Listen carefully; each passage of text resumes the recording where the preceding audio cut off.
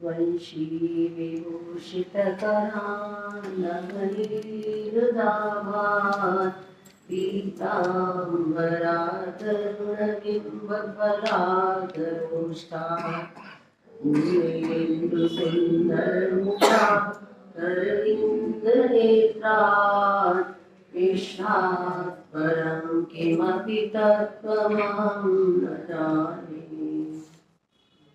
गुरुर्ब्रह्मा गुरुर्विष्णुर्गुरुर्देवो महेश्वरः गुरुः साक्षात् परं ब्रह्म तस्मै श्री गुरवे नमः। परम पूज्य परम श्रद्धेय प्रातः स्मरणीय अर्चनीय वंदनीय श्री सद्गुरुदेव जी के चरणों में श्री श्री माँ जी जिनकी अपार कृपा से हमें जंगम तीर्थराज में स्नान करने का अवसर प्राप्त हो रहा है। सब महात्माओं के चरणों में हम सबका कोटिशाह नमन। श्रीमद् भगवद गीता का 6ठ अध्याय आत्म संयम योग। आत्म संयम यानी अपना संयम।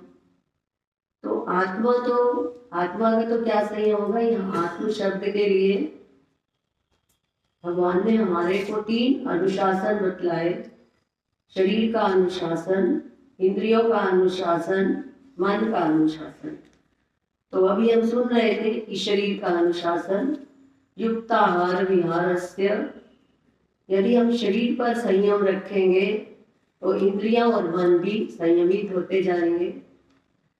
इसमें एक से एक बढ़कर श्लोक है ध्यान योग के। यदि हम उस पर पूरा आचरण करें, इसका 9वां श्लोक है।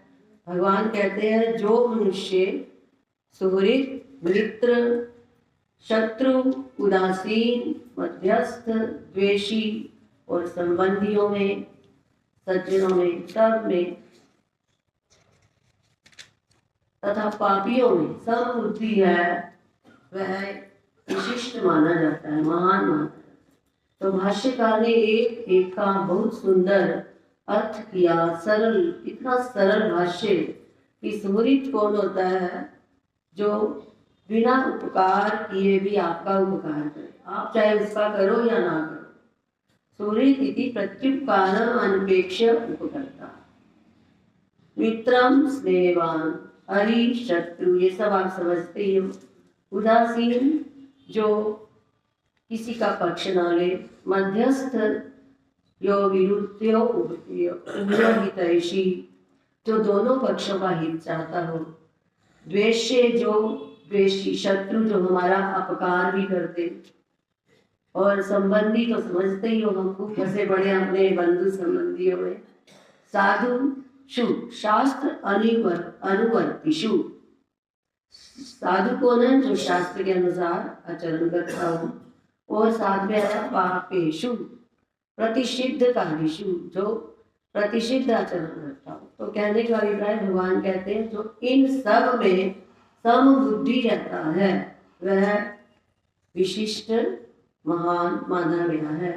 तो हम कितना प्रयत्न करते हैं पर फिर भी हमारी बुद्धि कई बार कि उसने मेरे साथ ऐसा कर दिया ऐसा कर दिया।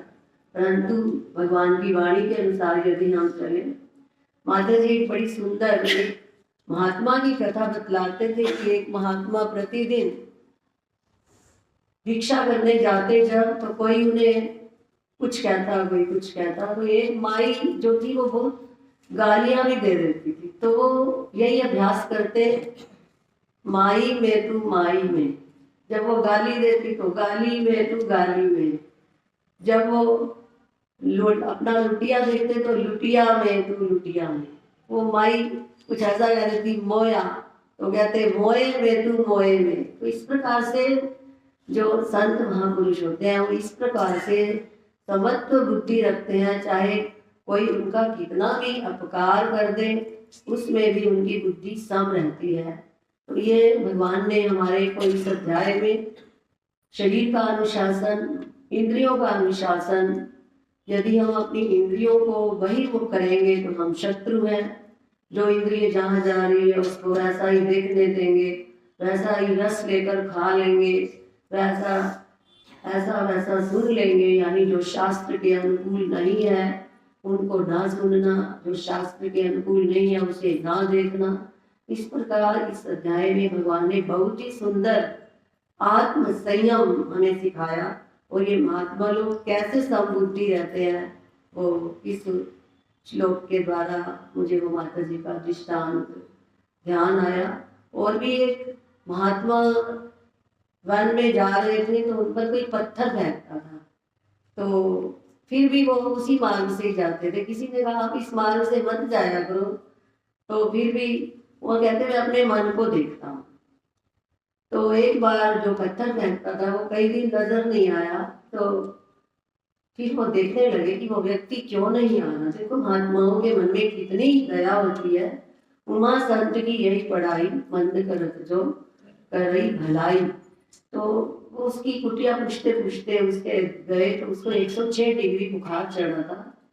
तो उन्होंने देखा उसकी देखभाल करने वाला भी कोई नहीं है। उन्होंने झट से पट्टियां ली और ठंडा पानी लिया और उसके मस्तक पर उसके पट्टियां करने लगे। तो वो एकदम उसकी आंख खुली और वो बहुत फूट फूट कर रोने लगा कि आप, मैंने आपके साथ इतना मंद व्यवहार किया परंतु आप फिर भी मेरे साथ इतना उपकार कर रहे हो। तो यही होता है कि किस प्रकार से हम समबुद्धि रह सकते हैं। तो उन्होंने ये उत्तर दिया कि क्या हो गया, जीभ भी अपनी और दांत भी अपने। यदि दांतों के नीचे जीभ आ जाए तो जीभ बदला नहीं लेती कि दांतों ने मुझे दबाया तो मैं भी इनको पिटाई करूं। इस प्रकार ऐसे समबुद्धि होते हैं ये महात्मा।